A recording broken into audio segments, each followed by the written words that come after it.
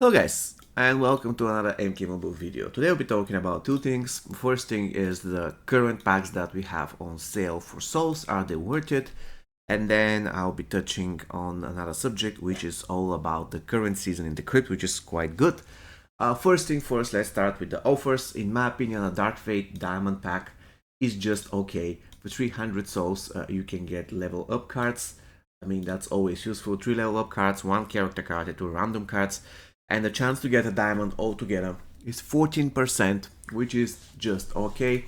And to be honest with you, it's the same situation with the Shaolin Heroes pack. The thing here is that you have exactly 14% chance to get a diamond. The positive note and the advantage of this pack is the fact that the diamonds that you can get are all S tiers. I mean, talking about Classic Liu Kang, Classic Raiden, or Injustice 2 Raiden. So in a way, the Diamond Shaolin Heroes pack is actually better if you are going to get, if you want to get the correct diamonds. Unfortunately, again, it is restricted to only 20 openings, so you cannot really get a lot out of it. Still, if you're getting a diamond, you're going to get a great diamond. While for the Dark Fate Terminator pack, you have pretty better chance to get something that you don't really require, and that is unfortunate. Another thing that I want to mention about the Shaolin Heroes pack, it isn't great. It isn't really perfect pack because unlike the Terminator pack, it doesn't give you 3 level up cards. I mean, say whatever you want, but in the beginning, especially if you're a complete beginner, the level up cards are super important and they are not really plentiful. Let's call it that way. So the Shaolin Heroes pack doesn't have them, while the Dark Fate Terminator pack has 3 level up cards guaranteed, which is super cool. However, the main difference is that the Shaolin Heroes pack will give you, generally speaking, better diamonds. So should you open any of those packs if you have a lot of souls? Absolutely. If you don't have a lot of souls and you're waiting for the best deal, no, you just have to wait. In my opinion, those are not really the greatest deal that you can currently get. The packs are good, so I'm not going to do a fatal mistake if you decide to open them, but at the same time, I have a feeling that they're going to give us something better. As you can see, we are getting 25, now we're getting 33, so I hope that the 50% off is coming and it is around the corner. Is it going to get released today or on Friday? Nobody knows, but for now, if you have limited amount of souls like me, as you can see I have 1500 souls, I'd rather save them and not going to spend them on that pack. Now, talking about the Krypt season, the current Krypt season is pretty good for beginners. You should definitely pass on classic movie Sonya Blade. She isn't really great at low fusion, so if you unlock her, she's not going to do literally anything to your account. The same thing for Circle of Shadow Sub-Zero. Actually, if you don't have him, but you have a very high fusion Circle of Shadow character, for instance, like Liu Kang or Nightwolf, or you name it, then it's going to be wise to get Circle of Shadow Sub-Zero, because unlocking him will actually boost the damage of your Circle of Shadow teammates. When it comes to the GOATs, Daniel Bloodrain is decent at low fusion, however, he isn't really incredible. So if you don't mind grinding a lot, then it's fine to get him. However, if you do mind grinding a lot, then you can pass on him. And Assassin Scarlet is super useful in the beginning, so I would definitely advise you to go ahead and purchase 1 copy of her. If you don't know what I'm talking about, you can check the videos that I literally made yesterday about Assassin Scarlet and how great she can be. You can use her as a fighter, or you can use her as basically a character that can kill the entire enemy team with her passive, so you don't have to do anything. Her passive will kill everybody. Of course, this requires having specific piece of gear that should be maxed out, but at the end of the day, if you don't have it, she'll probably remove about 20% of the entire enemy team health in the beginning of the game. So if you use her together with MK11 Scorpion and Ravenous Melina, even at Fusion 0, this team, I call it basically the real deal team, because they evaporate, they burn, they bleed, they destroy the enemy team in seconds, as long as the enemy team isn't immune to dots, and of course, as long as the enemy team doesn't heal from dots.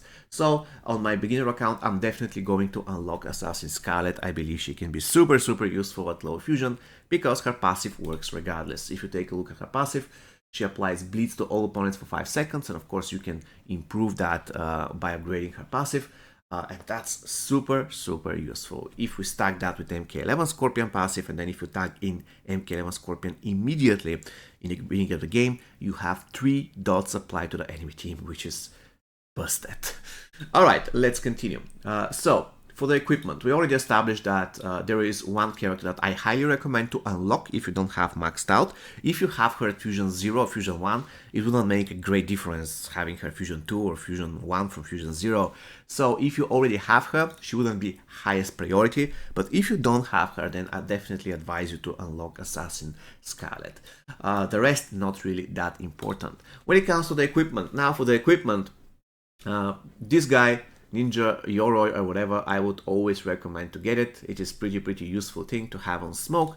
If you have 600 extra hearts, then go ahead and buy it. Sapphire Dagger. For Sapphire Dagger, I wouldn't really recommend to use it to unlock it. Unless, again, if you're a beginner, don't unlock it. It's not really great. As a beginner, what you need to do is to focus on gear that is very useful once unlocked, so at Fusion 0. This piece of gear isn't really that great in Fusion 0. Granted, it can help you a little bit with your special 2 spam, but in the beginning of the game, I say to everybody, it's always wiser to focus on characters that they rely on special 1. And there is already a talent in the game that reduces the cost of special 1 by 15%, though that's not really that great. And the critical hit chance reduction, I mean, it can be useful in certain situations, but generally speaking, you don't want to get hit. And for a weapon, having defensive mechanism like this, it's not really great. So I wouldn't really use that piece. I would definitely say that this piece becomes much more useful once you gain certain fusions, but at Fusion 0, it's not really worth it. So it's going to be a waste of hearts if you don't have that piece, you just want to unlock it. Now, Jinsei Hat though is a different story. I recommend everyone, and I mean everyone, to go ahead and unlock Jinsei Hat. To be honest, I will do my best on my beginner account to farm 16,000 hearts. As you can see, I farmed today at 1,750, which is unfortunate because I lost the final fight of the heart Krypt. Usually I farm about 2,000, so I think that I will be able to farm 16,000 with 2 keys or 1 key used. But we'll see, and of course I have to spend a little bit of souls, but definitely believe it is worth. Now, Jinsei Hat is super useful for 2 reasons. The first reason is that it is an accessory that gives you 30% critical hit chance boost, which is absolutely godlike, and that's on Fusion 0. On top of everything, it is a tower epic. All tower epics are great. It will definitely help you in the Earthrealm tower, which is, by the way, currently on. So, this is the tower that you are fighting in the Earthrealm tower, and you can buy an epic for that tower. What else could you possibly want out of it?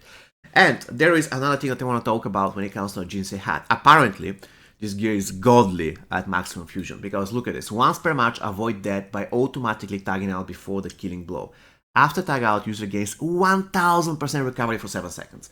This effect does not trigger if the killing blow is a brutality. However, it does trigger death mark. So if you have death mark and you have the Jinsei Hat would actually counter the death mark, because it says avoid death before the killing blow. So it doesn't matter whether you have death mark, you're going to avoid the killing blow and you're going to be saved. So this piece is super cool.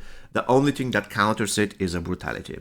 However, the third thing that I want to mention about this piece is the second effect, which is super useful and which you are going to unlock once you get the gear.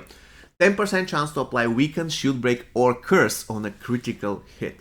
Why is that important? Because if you have characters such as Edenian Blood Rain, who assist with lightnings on combo enders, and if you have characters such as Classic Shansung, who assist after Special 1, this 10% chance also applies for their assist damage. So in a way, if you're using Rain, every single time when his lightnings crit, there's 10% chance to apply Weaken, Shield Break on Curse. How busted is that? You can get free Shield Break. Super useful against bosses, for instance.